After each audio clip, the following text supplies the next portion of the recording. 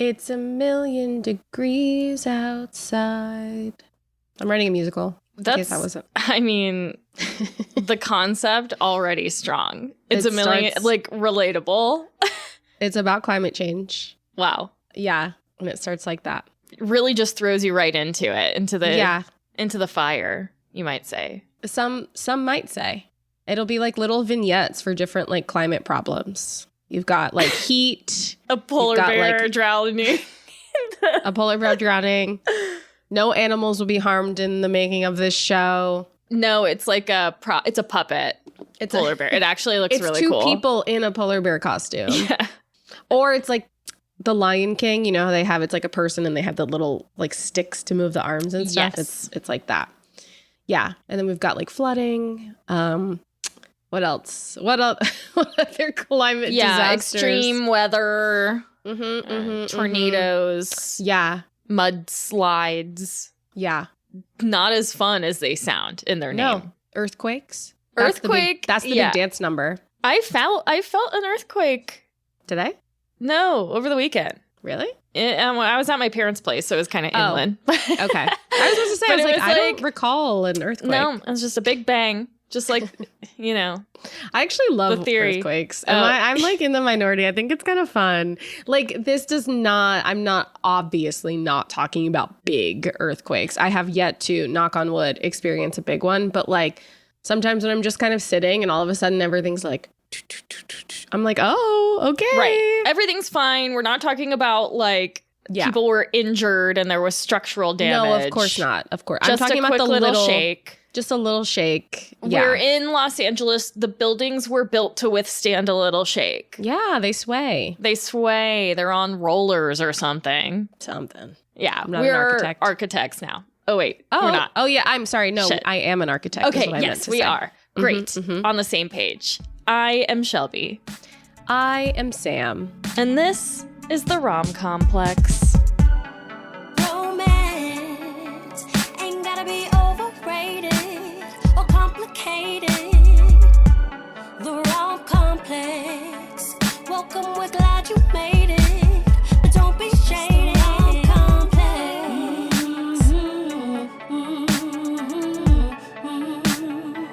It's just the Rom Complex.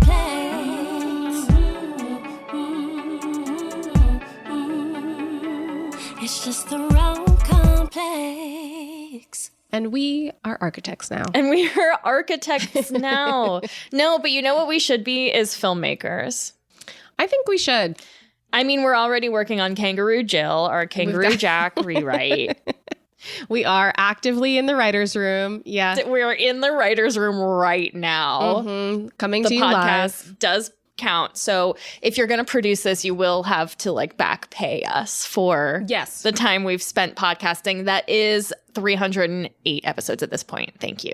That's hours. So that's 308 hours. Yeah. And don't even count the mini episodes. Oh my God. The producers of Kangaroo Jill owe us a lot. They owe us a lot of money. And mind you, that's times 2.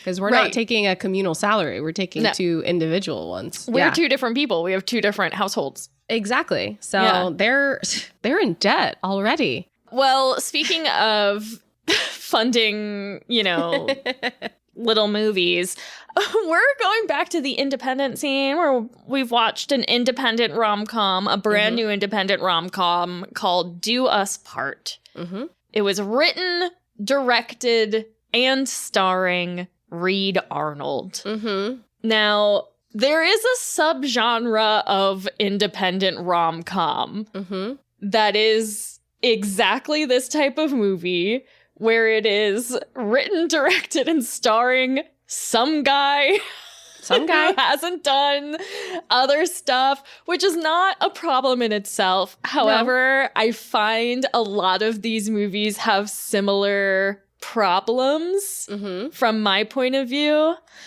And Reed Arnold, we've got a problem, don't we? We've got a problem, Reed.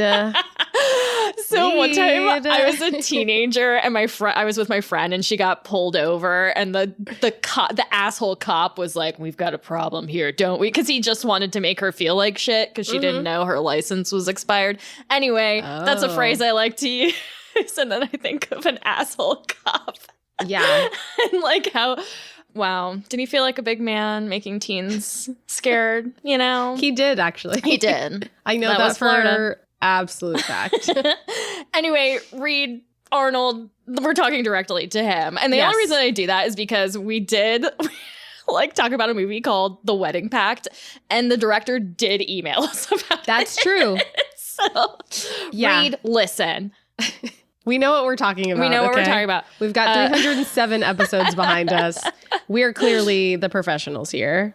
So something you might find in these written, directed, and starring the same guy type thing is that it takes really a lot of confidence to be able to do that. And maybe that comes at the expense of not getting the editing that you need and the saying no that you need and the limiting certain things. So I think you'll probably relate to this just knowing as like an acting thing that when someone is cast in a role, they're like, but what if this character was more important to the story? So Reed cast himself as a role that he made the starring role, and it should not have been the starring role. Yeah. And that's kind of the main problem I have with it. But where we get into that is that the plot of this movie, Rose shows up uninvited to her college best friend Ryan's wedding to confess her feelings for him before it's too late. Reed Arnold is not Rose or Ryan. Nope. He's Mark, which is a character we will probably spend most of our time fucking talking about. Wacky best friend. So zany. Oh my God, he's so funny. And if you go to IMDb, all of the plot synopses are like, Rose causes chaos at Ryan's wedding and blah, blah, blah. And Mark, the wacky best friend. It's like The even in the zany plot best friend. synopsis, he's taking up too much space in the story. Boy, well, I've said my piece. Sam, what's this movie about? Oh God. I think there's no way around focusing on Mark for what this movie is actually about. So what I would say this movie is really about is, what if the worst person you know was your best man at your wedding and made it the worst day of your life? I don't even blame Rose for any of this. I blame Mark for everything. Blame Mark for everything. I do. I really do. It's like the worst guy. Like, why are you friends with this guy kind of guy? It is, and I think that's on purpose. Like, I think it's supposed to be a character type of, it's like, he takes jokes too far. He's always doing this. But the thing is, he also is the one talking most of the time. And when you have a character who's like obnoxious and always taking things too far, if he's the one talking the entire time, your movie's just obnoxious. Yeah. Your scenes just sound obnoxious. Yeah, it's unfortunate because in reality, too, it's like the reason in certain media, how that kind of character works is that there has to be balance, right?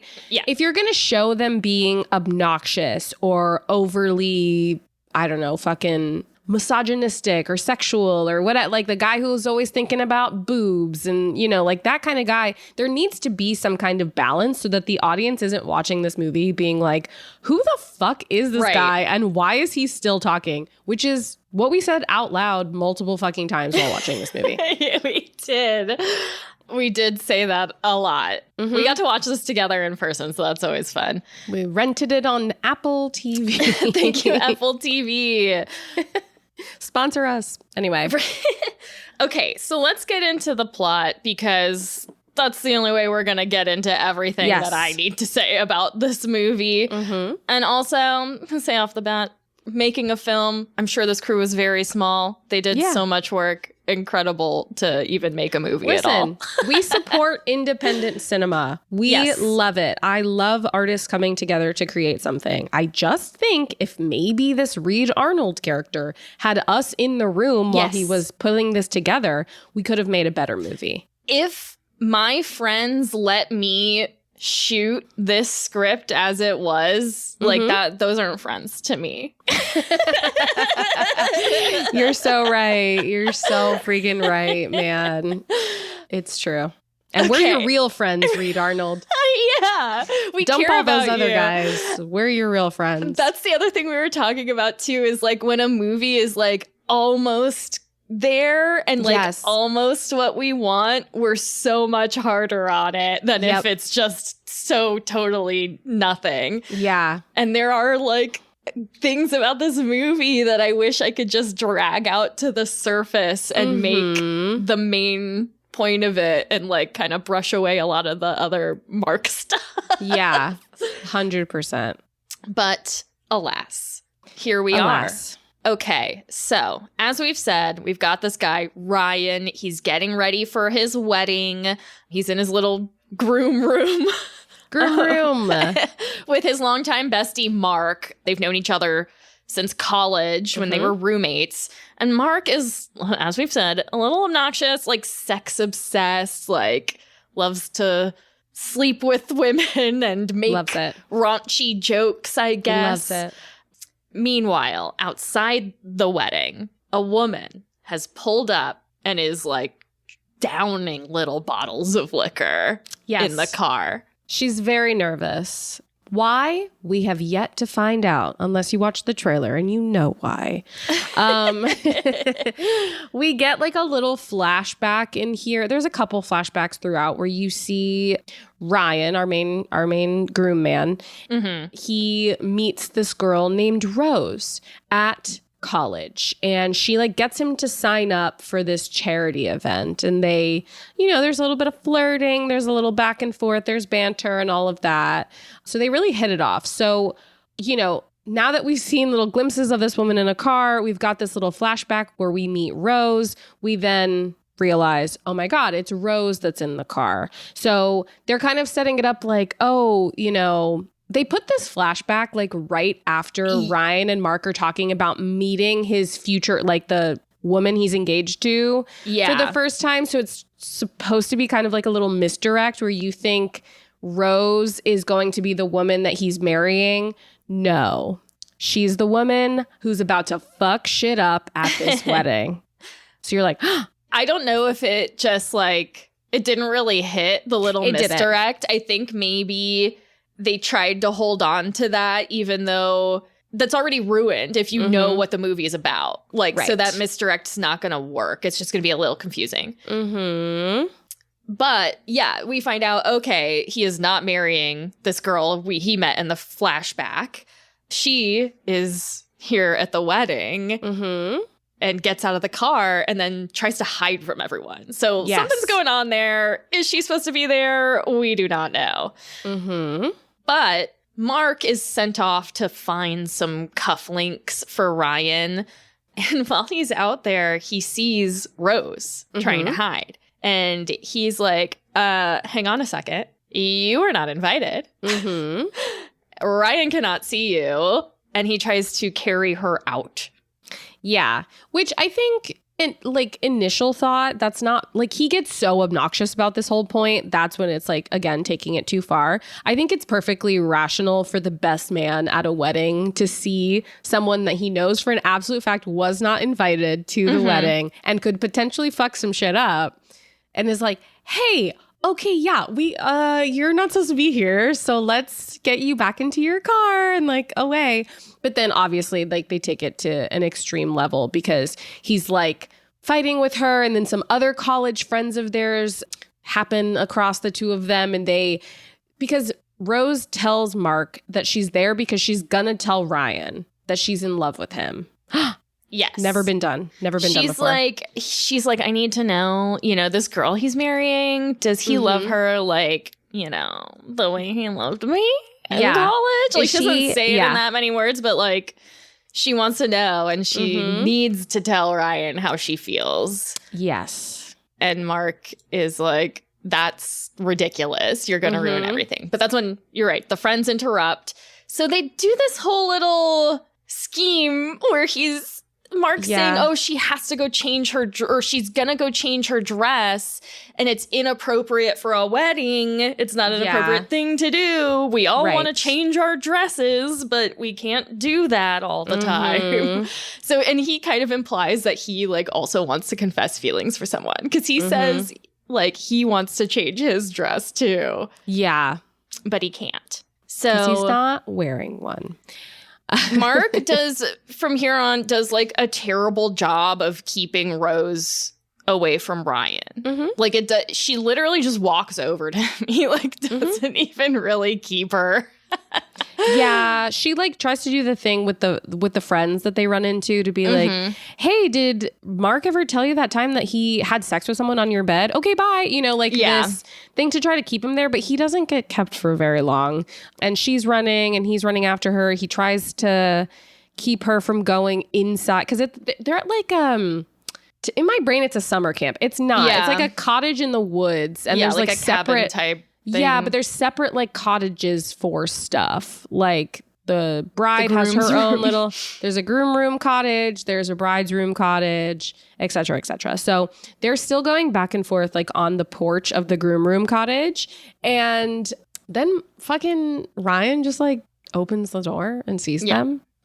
And he kind of stops in his tracks because he's like, oh my God, it's Rose. But he's happy to see her. Yeah. And wants to talk to her. Right. But Mark is there like, no, I am not letting this happen. I'm not leaving you two alone. Right. What did he think is going to happen, number one? First of all, and this is, again, where he's doing too much. And it doesn't, one, make sense for his character to keep going and going. Well, it does because he's obnoxious, but it doesn't make sense for like the supposed best friend, best man character type to be like so aggressively trying to stay in that room, because these two, and we find this out through, again, some more flashbacks, but these two both had a thing for each other in college and neither of them ever fucking did anything about it. Do you really think the day of his wedding, he's going to be like, okay, fuck it, I'm going to cheat on my fiance?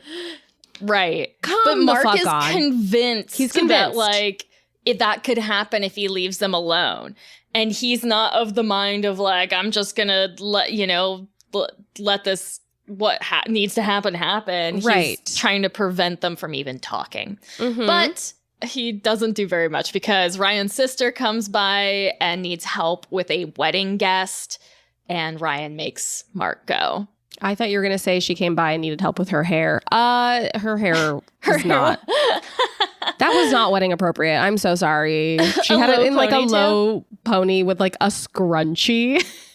A decorative scrunchie. No. Anyway, the wedding guests, they need to get a guy out of a van, and it's supposed to be kind of like a comedic scenario, but it's just not. Like getting a man out of a van. Like it's not really that.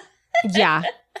Well, because they tried like the humor, I put that in air quotes for those of you who can't see me. The humor comes from he's trying to rush to get back to the cabin. But again, that motivation feels weird. Like it doesn't feel, it just feels like they forced it. It's a forced like motivation for a character that like, what is he? Why? He knows something we don't, because why is he so convinced that?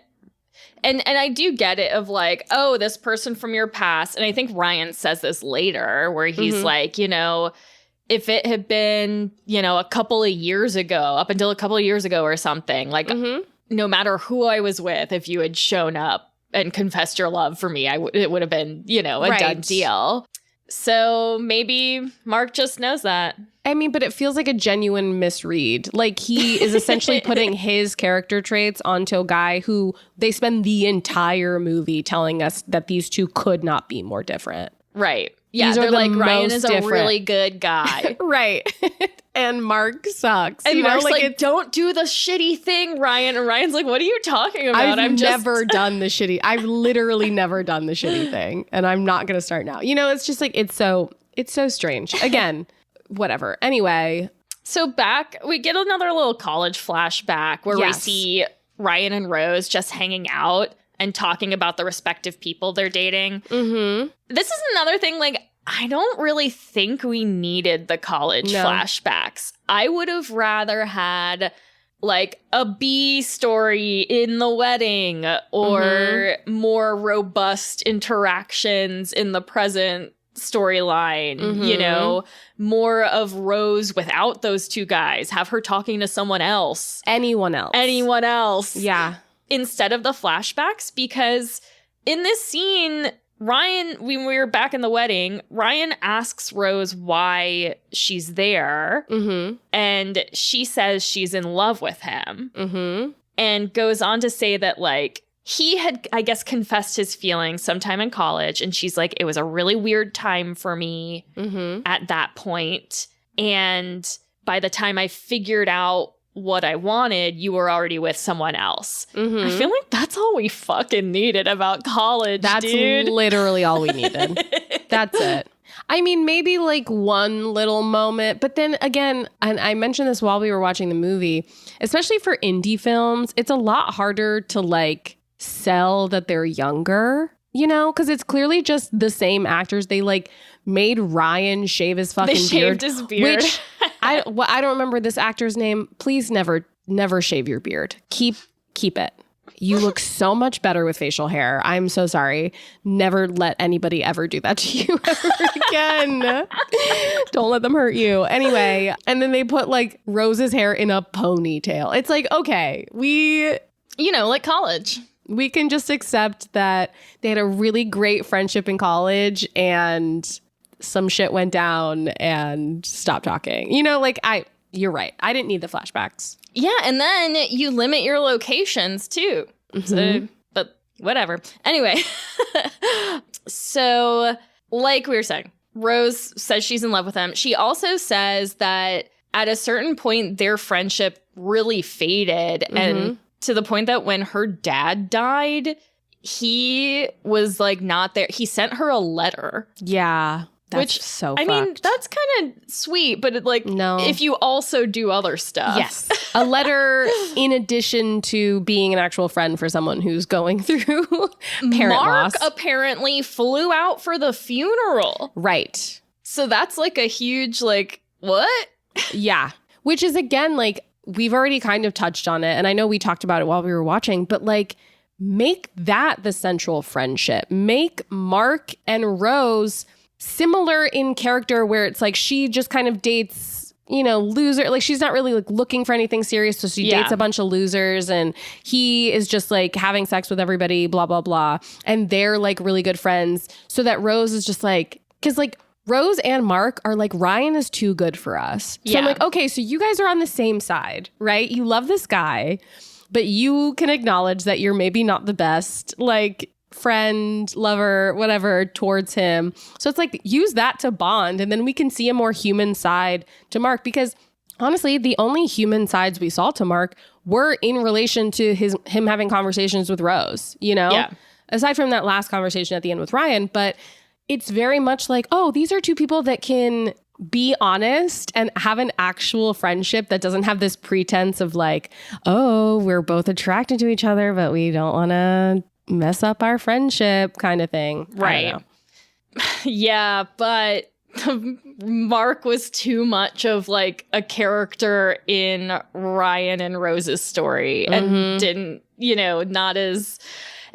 It even annoys me because Mark even gets like the emotional point of the the at the climax, and it's like he's not the main character. No. Anyway. No. So the real story is the real story of this movie is just two awful people realizing they're awful and that they need to like back away and let these other two seemingly normal, nice people have a happily ever after. Just let them have their wedding. Yeah. So yeah, Rose says that by the time she like wanted to say something to him, he was already with Julia and she expected that they would break up. Yeah. And they just never did. Yeah. Classic.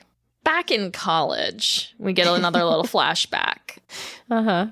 Rose is upset because she finds out she's going to New York after school. What college student is like, I have a paying job in New York. I'm so mad. Dude. Could not suspend the disbelief on that one. Not even a little bit. But she's like not happy about it. And then her boyfriend, this guy Cap, is out of town. So she asks Ryan to go with her to her like sorority formal. Mm-hmm. And at first he's like, no. But Mark convinces him to go. He's like, what are you doing? Like anything could happen. Dude, that was the one time that I was like, yeah, Mark, you're right. What is he doing? What the fuck is happening? They also talk about body counts during this conversation, which is it's just like a shoehorned in, what's your body count? And all of this is to set up the idea that Mark has slept, like in college, he slept with like 30-something people or whatever. Mm-hmm. It's a lot, but it's not like just sleeping with a lot of people does not make you bad or morally reprehensible or even like gray area. Like if this was all just... he just liked it. And I don't know. The only thing they said was like he didn't save their last names in his phone. So I guess they're trying to imply that he didn't like treat everybody with respect. Right. But we got a lot of like telling of that and not a lot of showing. Yeah. So the fact that we didn't see Mark actually being disrespectful to these people made it seem like they were just mad at the number of people he slept with. That's like purity culture, baby. Like what?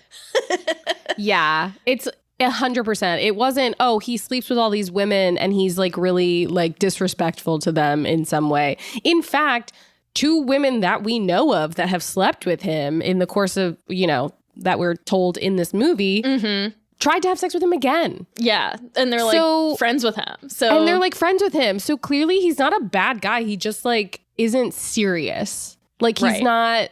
he's not dating. He's just having sex with people. And like being an unserious person, hate to break it to you, is not in fact a crime. Not a crime.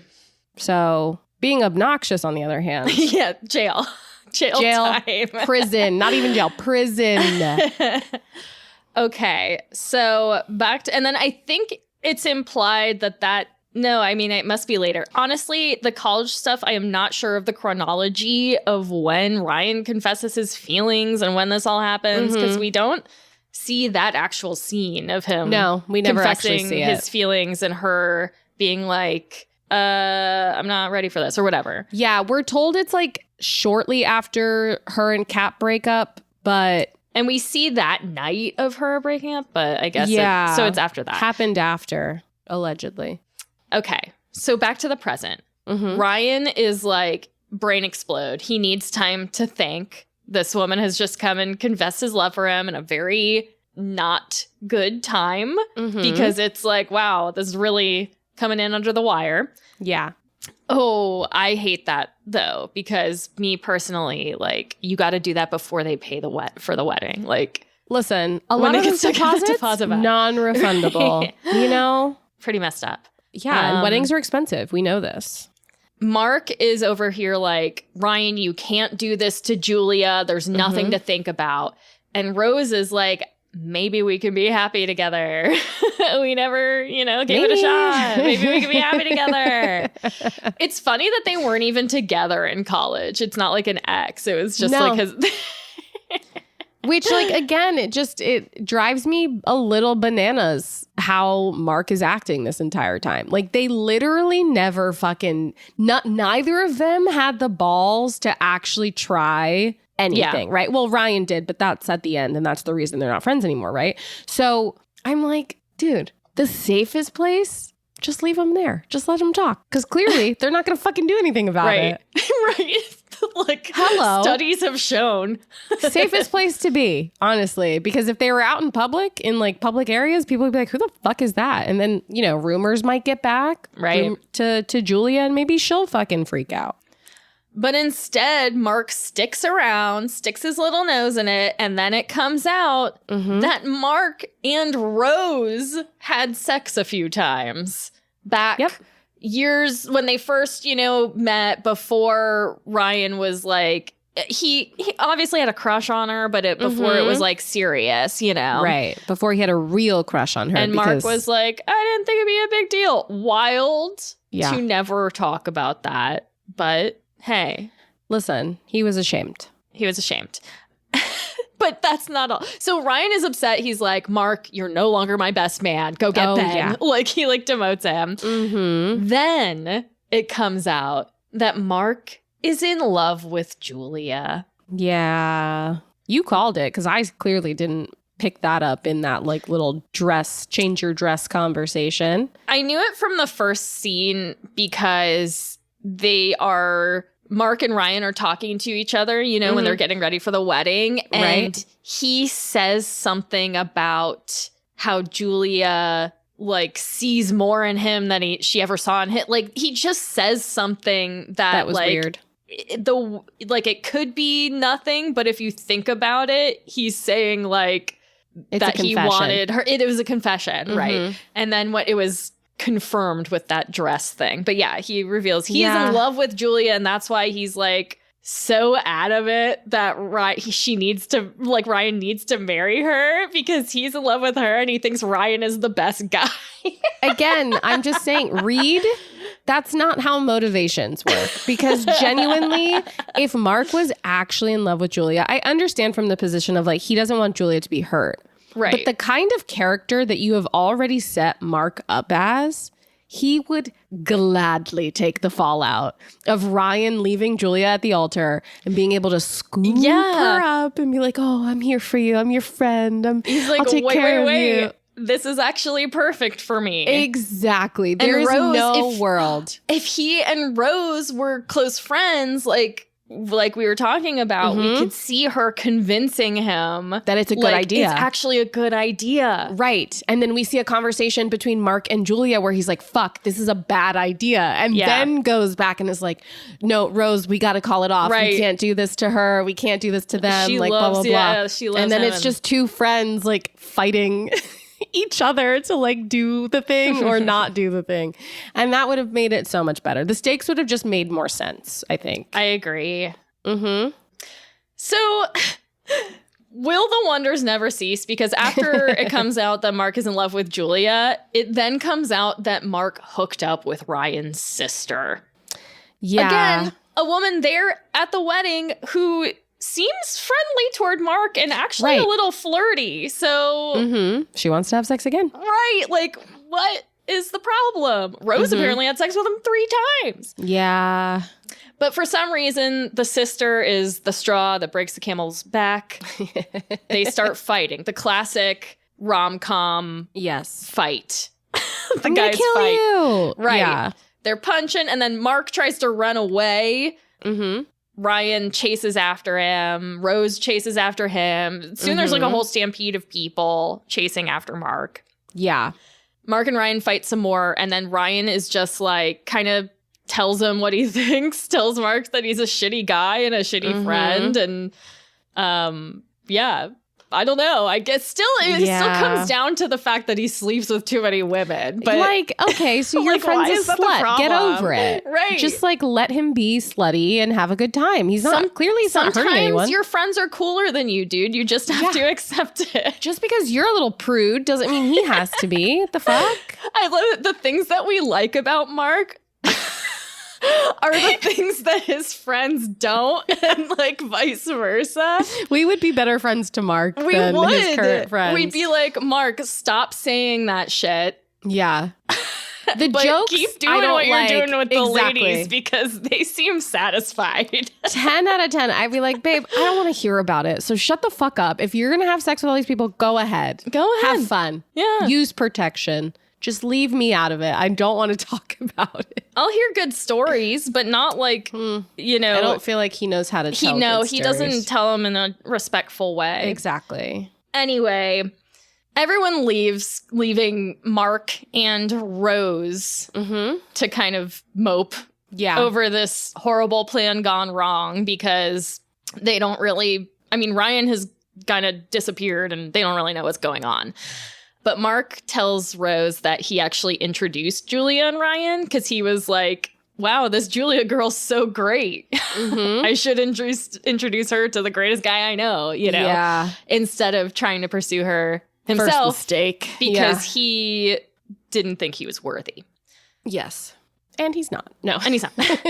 We see back. Okay, we get a last flashback to college where Rose is super drunk and shows up at Mark and Ryan's place while Ryan is out looking for her.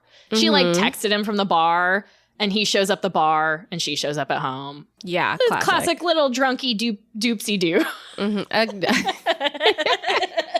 Do-si-do, you're drunk. You know? Do-si-do, thank you. Yes. And so she talks to Mark. Mark is like, are you okay? Because she's really fall down drunk. And she says that she doesn't want to graduate and go to New York. She's going to miss them. And her boyfriend cheated on her. And they broke up. She's just not having a great night. No, not a good night. And also, too, her reasoning, I don't know if we've mentioned it, but her reasoning for not wanting to go to New York, again, makes no sense, but whatever. It's her reasons, I guess, is that Mark and Ryan are both going to be in DC next year after graduation, and she wanted to be with them. And it's like, girl, you do not need to hang out with those losers. You're young, you're hot, and you're in New York City. Go. And she could. You think she couldn't find a job? She got a job in New York. She thinks she couldn't find one in DC? Most graduates don't have a job lined up after graduation anyway. Girl. Kind of wild. How did jobs work for Reed Arnold that he's like, this is... Maybe he's from a different world, you know? Yeah. So... Rose actually, when she's drunk, comes on to Mark. She tries to sleep with him again.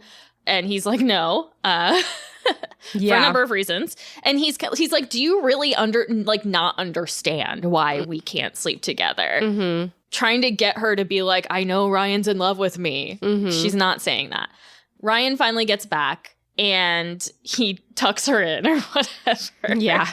And she like falls asleep. Stop talking. She will not stop talking. Yeah, it's the longest scene. It's the longest monologue. It's a very long monologue of her half asleep, but like describing an event that they experienced together. By herself. It's not a back and forth of like, remember that time? Oh yeah, and then we did this, and yeah, and then we did. No, it's just remember that time. Let me go into extreme detail on that time that I'm mentioning. I'm going to tell it to you like you weren't even there, even though you were. It pulled us out a little bit. We kept being like, go to bed. Go to sleep. So, they have a cute little moment, and then while she's falling asleep, must be asleep at this point because we have no indication that she remembers saying this. Yes. But she's asleep and she tells Ryan she loves him. And then I guess the next day is when he's confessing his feelings for her. And she's like, I don't know what to do about that. And it's like, damn, that's confusing. You just said you loved me. I was drunk. You cannot actually take those words as true. Fact. Yeah. But it is like, I get why he saw the opening, but you know, she did just break up with that other guy. And she's moving to New York. Like, let's take some critical thinking into consideration. Like, I had a chance before, too late. Like, see, this simply never happened to me because whenever I wanted someone, I just went for it. Yes. Yeah, we know, Shelby. We know. You just just go after what you want. Here's the thing. It works. It works. It works. But you could be, if you just go after every shiny thing you see, you might not be discerning, you know, and actually figure out what you want in a long-term thing. That's fair. And I also think, too, like, if you're taking the passive route when it comes to having feelings for a friend or having feelings for someone and you're not sure, and so you never really make a move or do anything, like, you need to be willing to let that die because it's like, well, you didn't do anything about it. Right. So, like, you had the chance and you decided over and over not to. So there was a reason you made that decision. Exactly. So, like, blame yourself a little bit. Stop blaming. Blame yourself. Because I think a lot of people do. Like, I think there is kind of like when they talk about the conversation where he finally confessed his feelings for her to Rose and they had that falling out or whatever, or they stopped talking, he kind of blames her a little bit. He's like, well, you didn't return my feelings. And it's like, first of all, you waited till the last possible fucking second to say anything. Like, I think I was right to be hesitant given everything that was going on, right? But like, I just hate when it's like you've been the passive one. You've never actually like voiced your feelings or like tried to have a conversation about it. And then when you finally do, I automatically also have to fucking have this conversation. Right. Like, no, actually, I'm actually not ready to have this conversation. So Right. Just because you're ready means I have to be ready. Right. Especially if we've been doing this dance for 3-4 years or however long, you know, like it's just, I don't know. It's kind of icky. A little icky. But back at the wedding, we're in the present again. Mark and Rose are both like, well, I guess we should go look for Ryan. And they split up to go find Ryan. Yeah. Mark finds him. Yes. And he's in a little garden thinking. And they talk. And Mark points out what I have found to be the real theme, the heart, the point of the movie. Yes. Is what Mark says is that Ryan idealized Rose in college. He always saw her a certain way, but didn't know what it was actually like to be with her.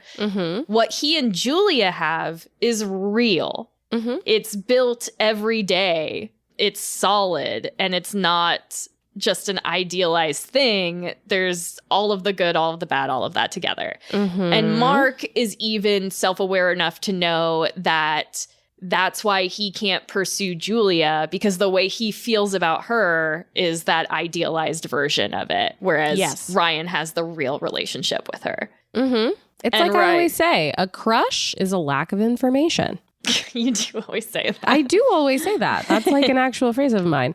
But it's true. It's like it's so much easier to be quote unquote in love with somebody when you're only seeing the good bits, right? Yeah. When you have those rose colored glasses on and you're like, oh, she's perfect and beautiful and amazing. And oh God, I wish I could say something to her and we could be together forever, you know, like until you say it and everything falls apart, right? So it's just like, I liked in this little conversation that they have where Mark was like, you know what she looks like in the morning. You know, like you have all of these real examples of like, you know what really gets her mad, or you know what, you know, all of these things really makes her laugh and things like that. And it's like, yeah, because that is what a relationship is at the end of the day. It's like knowing someone so intimately because you are sharing your lives together, you know? This was the only time I liked Mark. Except he did make some poop jokes, which I did not need. Cut those. Reed? Cut it. Reed, come on. Cut them out. It's like a whole thing about poop. I was like, can we not? Another thing we noticed, and I don't know if it's just because it's written this way or if Reed directed it this way or if just the actors were like, we admire Reed and we want to like go with his flow, but it seemed like the characters all delivered their lines the way that Mark did. Like it seems like he directed everyone to deliver jokes the same way. Come on, Reed. They gotta be different people. They're all different people. So Rose, speaking of a different person, Rose is also still looking for Mark. She hasn't realized that, Ryan. She hasn't realized that Mark already found him. And she accidentally walks into the like bridal suite where Julia is. And she tries to play it off like she's the caterer. She's like, oh, I came to give you an update on the food or whatever. And obviously she has no idea what the fuck she's talking about or like what the food is. So Julia is like messing with her a little bit. And she's like, oh, what about the vegan meals? Are those ready? You know, whatever. And she calls her by her name. She says Rose at one point, and Rose is like, oh, you know who I am. She's like, yeah, I do. She knows who she is. In fact, Julia is the one who told Ryan to invite her. And she's like, but if I remember, he didn't. But if I just going back to the Rolodex of my brain. And Julia is kind of like, I want you to say whatever it is you need to say to him, because I know he still thinks about you sometimes and there's some kind of closure that needs to be done there. And, you know, she loves him and wants him to have that and is so secure in their relationship that she knows this is just something he needs to do. And if it is a threat, then it's not. Then she doesn't need to marry this guy anyway, right? Like, yeah, she's just a very secure partner. She's in the movie for all of 5 minutes. She's the best part. Yes. Julia's the She's best great. part. She looks like an angel. She does. Well, that's because of poor lighting choices. There's but yeah. just a light just shining right behind her, Far which is too not bright. generally how a scene is lit. No. But it does give her that kind of gauzy, angelic look. So Does it? I think it gives. I can't see you. Where'd you go? The sun is too blinding. Put on your sunglasses. But So Julia, she also is like, am I still getting married today?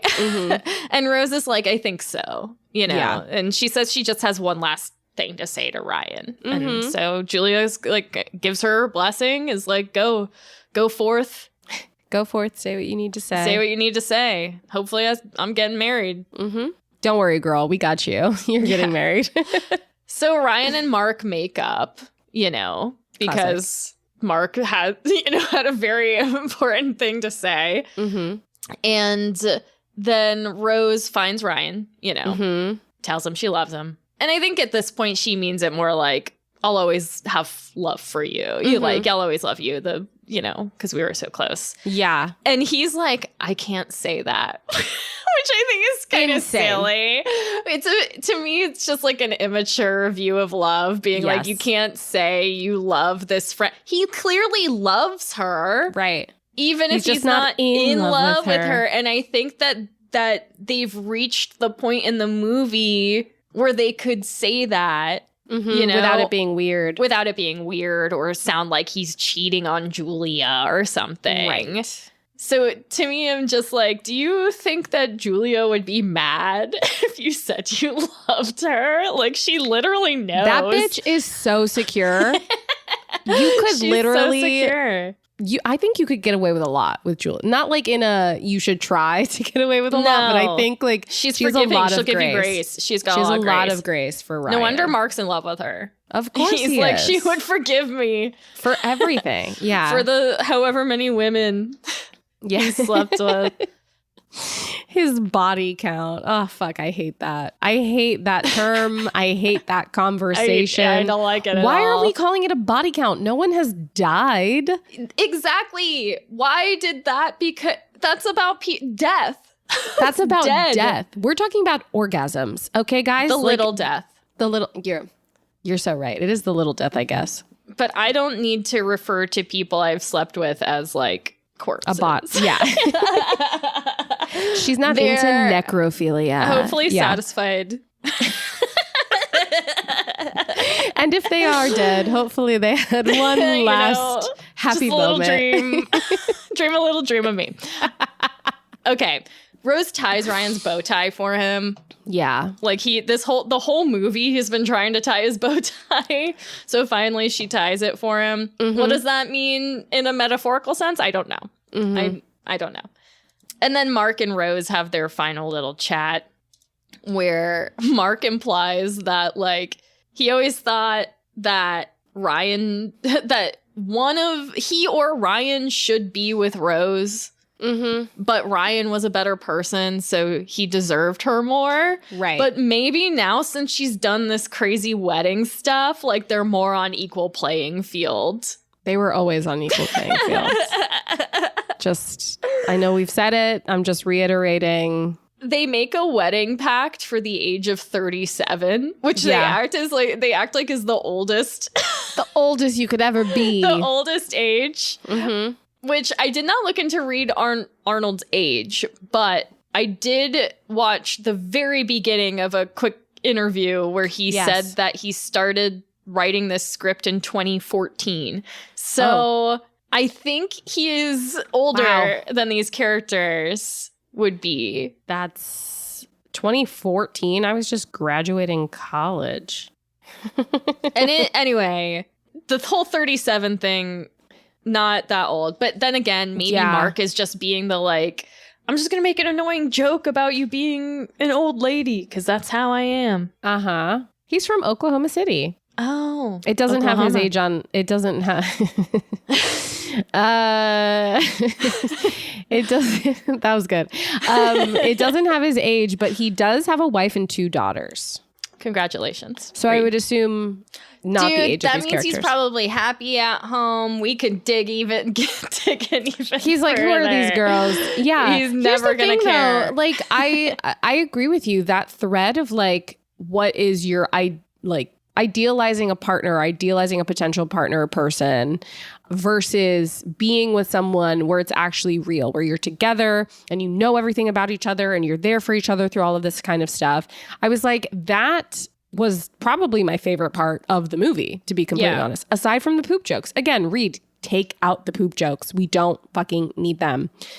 But yeah, I think that, and the fact that Mark was able to be like the voice of reason, to say like, hey, I know you had this like infatuation with Rose when we were in college, but like, don't ruin your life over something that honestly has a pretty high chance of not working out. Has like a pretty, I would say, it's pretty also high odds. Weird. I think the flashbacks made it to me more confusing because how close were they? It made it sound like by the end, it made it sound like Rose, Ryan, and Mark were hanging out, the three of them all the time. Right. In which case, he does know Rose, apparently. But just not in that not way. Now. Not in a romantic way. They don't know each other. Yeah. Even if they were hanging out all the time, I do think there's still this it's different. It's like the girl and the two guys, like, they're more for like the boys are friends and Rose is there sometimes, but it's not like, I don't know. I get the dynamic they were trying to set up felt very like 2010s, to be honest. Yeah. It's not like real, how like actual male-female friendship, like that kind of stuff is a little different now, I feel. Yeah, I mean, it's still... Yeah, I think there are just some character inconsistencies that only come to light because there's a lot going on. And if we were more focused, like if Mark's character was more focused because he's got he sleeps with a lot of women and makes these obnoxious jokes, but also has the most emotional depth and needs to do all of these other things and is also the one it just, there's a lot going on. Too much, some might say. The flashbacks brings everything out of the wedding. Yeah. And they were unnecessary. It didn't give us more information. It didn't fill out the relationship at all or give us more information. You're totally right. Right. Because, like, we get it. We already got the dynamic. They were just, like, two people in college that were into each other, but no one ever made a move. And then their friendship deteriorated after some time or whatever. It's just like, okay. And I feel like that does not exactly match up with the girl you were obsessed with in college just showed up at your wedding and told you she's in love with you. What do you do? And that's like the setup for the movie. Right. So, and I like that then turning into that idealization versus what's real. And that's, I feel like those two main things are really the beats that I would stick with. Yep. If I were going to rewrite this movie, which brings us to a new little last segment we're going to do. What would you have changed about this movie to make it more to your taste or just to flow better for you? Yeah, I definitely 100% would have made Mark and Rose co-conspirators in this plan. I almost too would have preferred if this movie was framed from the point of view of Rose. It kind of sits with Ryan. Not really. It's like the Mark Ryan show, really. But I think putting it in her point of view, like really seeing what made her be like, I'm going to the wedding and I'm going to tell him. Like, what was she drunk? Was she like, what happened? Yeah. Like, what made her make that decision? Maybe it could connect to her dad somehow, like her dead dad or something. I don't know. But I think making Mark and Rose co-conspirators in all of it would have just made it more fun to watch, because then it's like, okay, we're seeing these two play off of each other. Like, like angel on your shoulder, devil on your shoulder a little bit. And like, how does that really kind of fuck with the dynamics at play? I would have wanted to see them a little bit more out in the wedding too. Yes. I don't know. Cause it was just like the cabin, and then the flashbacks had some locations, but it was really just the cabin and like outside in the present day.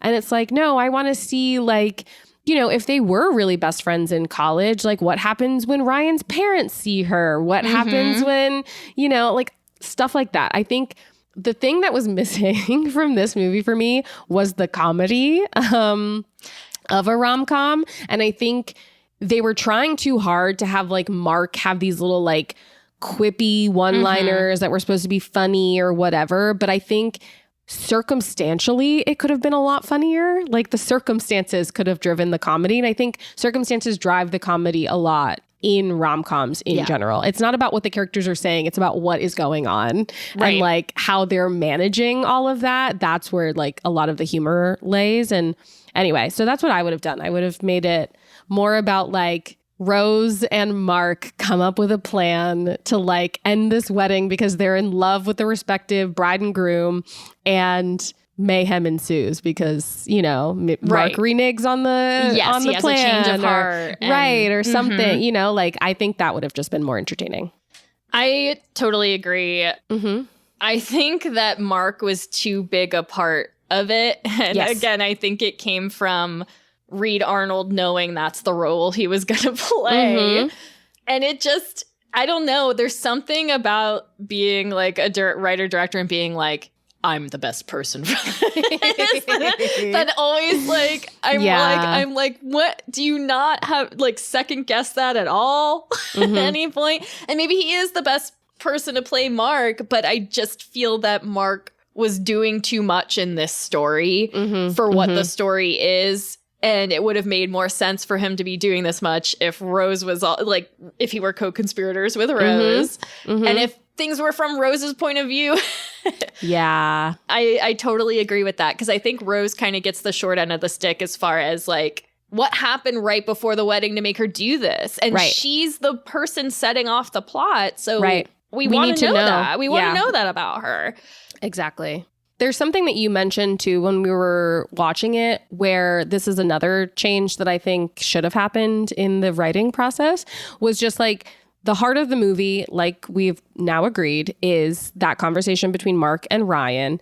At no point while they were writing did they decide, okay, this is the heart of the movie. Let's go back and like punch up the rest of the script so that it's like little breadcrumbs leading you to this conclusion. Like, I think there's so many more interesting things we could have done with Rose to showcase the like idealization and reality of her, right? Like there are so many plays on this that we could have had, and we didn't. But it just goes to show the premise was interesting enough that you and I both have so many ideas about how we would have wanted to see this go. Yeah. So Reed, call us anytime you have another script. If you have another script, please let us read it over first. We can punch it up. And we'll be like, here's some notes. Before you film this little ditty. Just some of our thoughts as professional rom-com enthusiasts. Yeah. 100%. Just give us a call. Well, that's Do Us Part, which you can see. I think it's still in theaters. And no, at this point, it'll probably not be. Probably not. But you can get on Apple streaming. TV. There you go.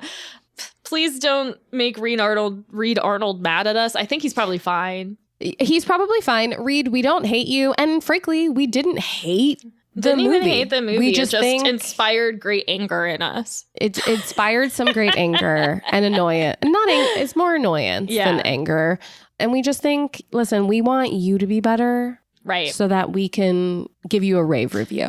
And yet, right now, our comedic tastes do not align because none of the stuff that you put in there to be funny made it work. I think there was one, like, a couple jokes that there was at least one joke that you laughed at. There was and you one were like, okay, that was funny.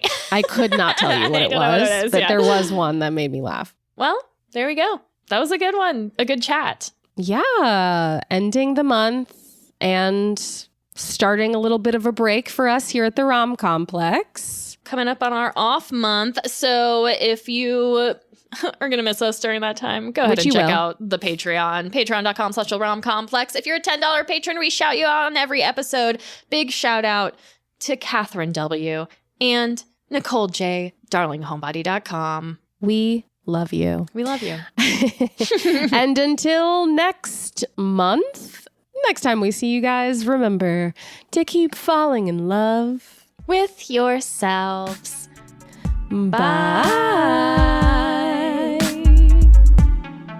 If you'd like to find the Rom Complex on social media, head on over to Instagram or TikTok at The Rom Complex. You can also find us on our website, theromcomplex.com, where you can have access to all of our latest episodes and links to our social media pages, as well as Patreon. That's right. Our Patreon is at patreon.com/theromcomplex. Head over there and you can sign up for any tier and gain access to mini episodes, tarot readings, watch-alongs, and more. And of course, if you're a $10 patron, we will shout you out on every episode. Thanks for listening.